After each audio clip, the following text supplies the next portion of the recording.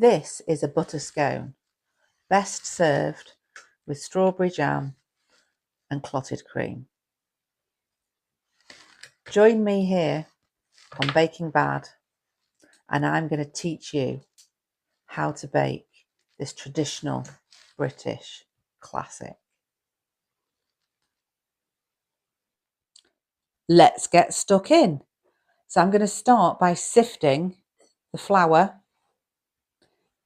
and the baking powder into a bowl. Now the idea behind this is you want to make it as light as possible.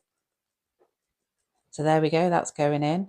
So I know that you're all very eager to start baking this. So I've actually put the ingredients list for this at the end of the video. So if you stick through till the end, you can do a screenshot, whatever you need to do. This just reminded me, actually. I actually know a little cake-related joke. So, what's the fastest cake in the West? Scone! Well, I thought it was funny anyway. Okay.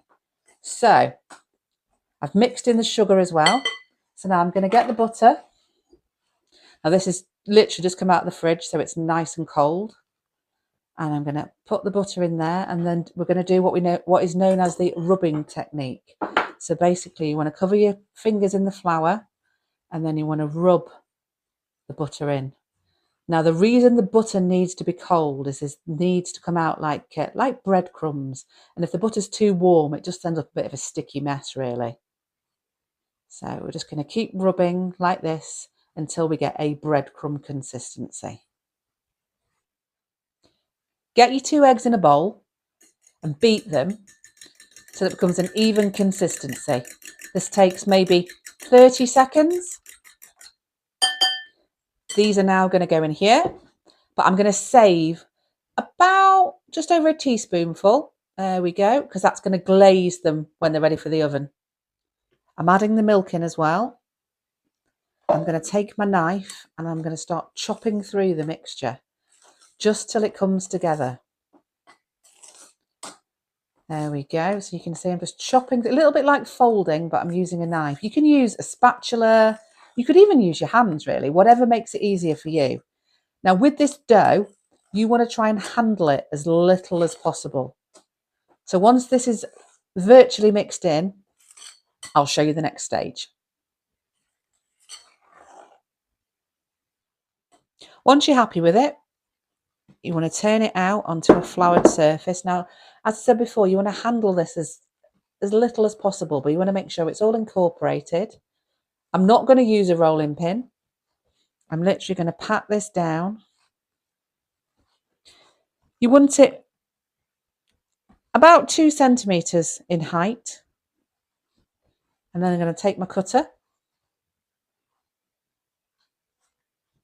Don't twist, just push down. If you twist, you're going to distort the sides. So there's one. And another. If it comes out with it, just pull it out gently and put it to one side.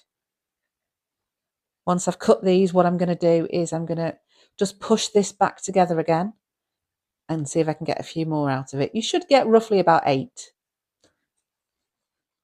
Pop them on a baking tray, which is lined with some greaseproof paper. And then we're going to take the egg that we reserved before, and we're just going to brush the tops of them. This makes them lovely and golden brown on top and gives them just a really nice shine. So there we go. Let's add this on. Then the next stage is to get these in the oven. These go in the oven, 220 Celsius for 28 Fahrenheit or gas mark 7 for 14 minutes. These have had the 14 minutes and they look lovely and golden on top. I'm going to take them out, put them on a wire rack and let them cool. As promised at the beginning of the video, here's the ingredients.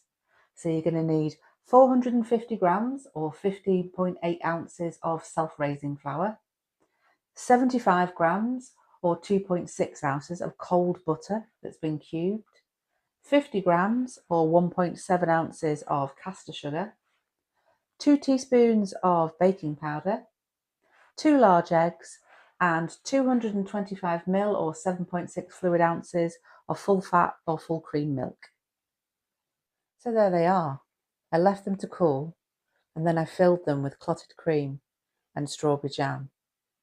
So there's only one thing left to do, and that's for you to give it a try and me to give these a taste.